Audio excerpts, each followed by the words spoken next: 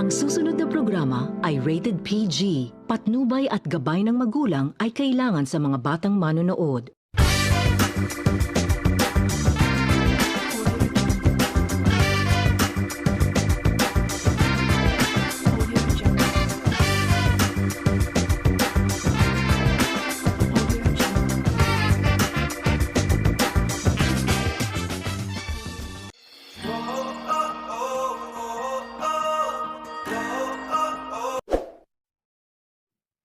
With our hosts, Sir John Peter Aliasas and Miss Mariann Tracy Velasco, and with our special guests, Miss MC Cariaga, Miss Lynette Carino, Miss Jennelle Capule, Miss Ruth Austria, Miss Damica Calabia, and Miss Michelle Salsa. Let us give them a round of applause. Good morning, everyone. Welcome, ladies and gentlemen, and welcome to another edition full of meaningful conversations and valuable lessons. This is Salamat Miss, and we're going to join you today, your host for today. This is Peter Aliasas. And I am Mariann Tracy Velasco. And joining us in the program today is our lovely and beautiful Canossian future educators. And we will be having Ruth, Michelle, Danica, Lynette, MC, and Jennelle. So please say hi to our viewers, our lovely guests. Hello, everyone. Hello, everyone. Hi, everyone. Yan. Are you ready, partner, for another day of this conversation? Isa na namang malamang usapan ng ating pagsasaluhan sa umagang ito. Yes, partner, I'm very excited to hear their thoughts. Okay. So without further ado, let's proceed to our first question. Okay, let me be the one to give the first question. Okay. What inspired you to pursue the teaching career? And to start off, let's have Lynette to answer this question. Looking back, being a teacher is not my desired profession. But then, when I stepped in Canossa, I found myself taking the path of being a teacher. My journey became tough. There are times that I want to give up, but there are people who inspired me to pursue my career. First are my teachers. They keep us cheering up and sharing their teaching experiences, and I told to myself that someday I want to be one of them. Next are my classmates. I know that each one of us have hardships in life, and I saw them keep on fighting whatever it takes, so who am I to give up, right? And I know that we can make it. And also God inspired me because I know He has reason why He chose me to take the path of being a teacher instead being a psychologist. Everything happens for a reason, and God chose what is best for me. And my mother also inspired me because she didn't let me behind despite the struggle we are facing. And although we are apart, and all what I am now is because of her. And lastly, that inspired me is my life experiences. At a young age, I learned on how to be independent. I know how far I've done, so there is no reason to give up. And from my reflections of my career as a teacher, I know I have mission. And as the day passed, I'm falling in love with my career. I want to teach not just because it is my profession, but I want to teach because this is my call and I want to make a difference. Thank you. Wow, praise God for Lynette's inspiration. Your story, Thank you. Miss Lynette, will surely inspire others as well. Yes, partner, tama yan. Indeed, that's right. And since parang she mentioned that we really know where teachers' influence or how far teachers' influence can really go. Do you agree with that, partner? Kasi parang we have our own plans, but God's plan will really reign in the end. That is much better than our plan. Okay, going to our next question. Go ahead, partner. Yes, for our second question, what do you think is the best approach in this 21st century time that would help the learners to become competent and well-rounded individuals? May we have Miss Michelle? Okay, good morning. I think the best approach that one teacher should do is to have an integration of technology in every facilitation of lessons. Since 21st century learners rely more on technology, it will be best to combine the technology on traditional learning materials. But we should be mindful of the balance between technology and the concepts. I always remember the thing that our teacher have told us that about this matter, that pedagogy over technology.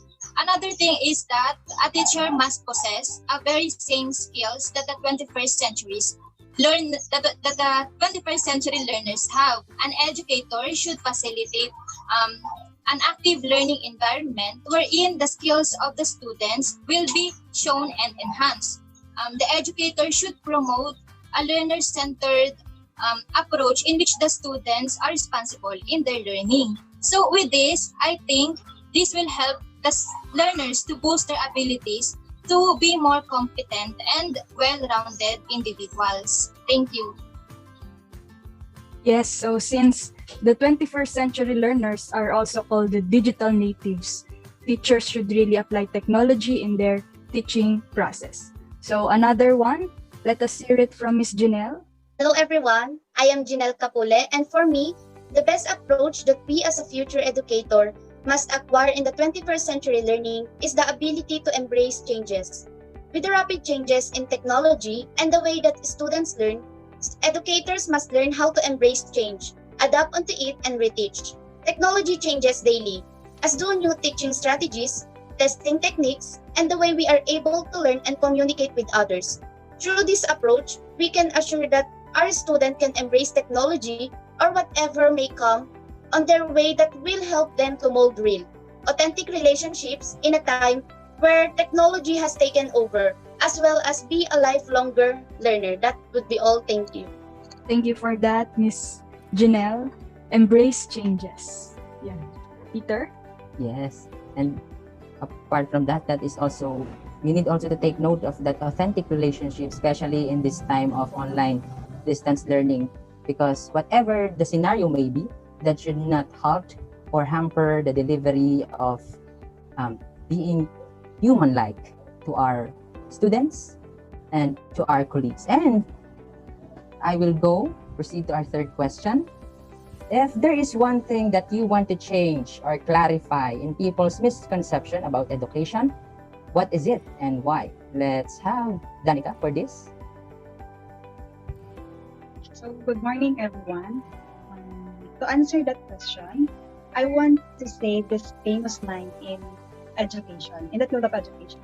Education is the key to success, that lives in people's mind. It is true that education is the key to success, which gives us knowledge and freedom to do what we want. It gives us a better job, which helps us to create a successful life. So, what if you stop pursuing education? Is that means you will not be as successful? So, of course, no. So, as a businessman say, basta madiskarte, aabante. So, we need to have a self-confidence and a determination to strive for success in the future. That's all. Thank you. Thank you, Danica. Very scholarly ang sagot ni Danica. Thank you for quoting and very informative, inspiring answer. So, partner, take it away for our fourth question. Yes, for our fourth question, partner, as future teacher, what's the legacy that you would like to have or would like to work on throughout your journey? May I have Miss MC for this one? Hello everyone, I'm MC Cariaga. So the legacy that I would like to have or to work on throughout my journey as a future educator is that being educated. Because as a Canossian, I believe that the right door is open and it will lead you into a better, but you must walk through it by yourself. And that door for me is that education. Education is the best legacy and most profitable achievement that someone can have. As a future educator, you need to be educated. So by that, you can help your student to achieve their goal.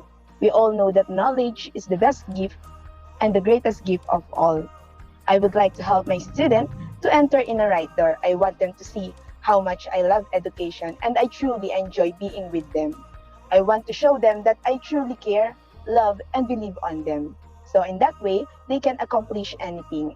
They can put in their mind that education is the right door that will help us to lead in a better future. That's all. Thank you so much. Wow, I'm really excited to witness Miss MC's legacy happen years from now. And may we hear it now from Miss Ruth? Well, good morning, everyone. So, I would like to become an educator who is compassionate and dedicated to her purpose. I think that right now, as a student and as a future educator, I saw the importance of establishing rapport between the students and the teacher. And through this, I realized that trust and collaboration plays a big part in building a strong foundation within the teaching and learning environment. It is a big part for myself to know that in order to become an effective teacher, I must know my students, their weaknesses and their strengths in order for me to understand and to see how can I become a bridge for them to overcome their weaknesses and turn those weaknesses into something that will motivate them in order to see a positive outlook in life. I think that there are times wherein some educators may overlook their struggles and limit their capabilities by putting them in a box instead of letting them explore and widen their capabilities aside from what is expected of them. With that in mind, I want to build my legacy as a teacher who is multifaceted, in which I am prepared to take on a role of an educator, a role model, and a family to each of my students in order to let them grow as individuals who are equipped with skills, knowledge, spirituality, and virtues that will guide them as the future leaders of our generation. That's all. Wow, soon partner will have the multifaceted Nizi with us in the field of education. Very wonderful answers. She really nailed it. And also, each one of them. And by the way, just to inform our viewers, our guest for today is just second year Bachelor of Elementary Education of Canossa College. So I think our viewers can't really wait to hear their questions being mentioned on air. Kasi parang na-overwhelm sila sa gagaling sumagot ng ating mga guests ngayon. And I think we have one here from Leia Fernandez. Here is her question. Since you are exposed to different types of teachers ever since, because you will not reach this point without having one teacher on your side or beside you. So here is her question. What are the practices you want to keep or maintain, or you want to change in the teaching profession? Hello, I will answer to that question. One of the practice that I want to maintain, that I acquire from my teachers, from our teachers, is that the integration of values in every lessons. So yes, it is important to integrate values or to include values to the lessons in which the students will not only acquire knowledge but also love, in which they can share it to others. Okay, very Canossian in her answer. I think that will suffice already for the question one. Thank you, Leia, for that question, for our avid listener and viewer. Lagi siya talagang sumusubaybay sa ating program. And I'm just curious, since we are in the new setup, in the new educational landscape in learning, what is your personal take about this online distance learning or modular learning, either as a student or as a future educator? Hello, I will answer po. We all know that we experience a new normal in terms of education because of the pandemic. So as a Canossian future educator, I believe that if you trust and you love what you are doing, you can help or you can serve your student in any kinds of teaching and learning, especially now that we experience the modular distance learning and online distance learning. That's all po. Thank you, MC. Despite the circumstance, the scenario, or the medium that we use in teaching, that should not be a hindrance in order for us to deliver quality learning and also to sympathize with our student. Parang we need to understand them also and to give and to develop values and to promote formation, because diba, parang according to what I heard, the motto of Canossa is we form hearts. So you should really embody. Tama ba yung partner? Yes, partner. Kasi parang ganun. So I think, partner, we are about to end, but before we end, I think you have a question for them. Yes, partner, last ask na. them something. Before we end, may we request our guests to share their different philosophies of education? So hello, good morning everyone. So as a Canossian, I believe that the right door is open and it will lead you into a better but you must walk through it by yourself, and that door is our education. Thank you. Thank you. So Damica. I want to do this with this line. So as an individual, I believe that never stop learning because life never stops teaching. Next, Michelle. I believe that teaching isn't only about teaching itself. It takes the great courage, passion, and love to shape the student's future. Ruth. Well, good afternoon. I believe that education transcends time. Education connects the past to our present and brings our present into the future. The learnings that we've received through the years and the virtues that we've gained from it is what we will imprint into our minds and into our hearts throughout our lifetime. Thank you, Lynette. Good morning again, everyone. As a Canossian, I believe that educating the mind without educating the heart is no education at all. We teachers mold our students' character and mind. We do not just educate them just to buy what we want at the mall, but we educate them because it is our cause. Thank you. And lastly, Jennelle. Hello everyone. I believe that all children are unique and must have a stimulating educational environment where they can grow physically, mentally, and socially. That's all. Okay. Very well said. And before I mention anything, I just like to share po. Baka yung ating mga viewers might be wondering because we have different greetings here, you know, because we are being watched or being shown in different parts of the world. Kaya good morning, good afternoon, and good night to all of our listeners around the world and viewers. And partner, aren't you sad? Because di ka ba nalulungkot, partner? Kasi parang I would like to ask more questions about it kasi parang we really enjoyed the company of our guests.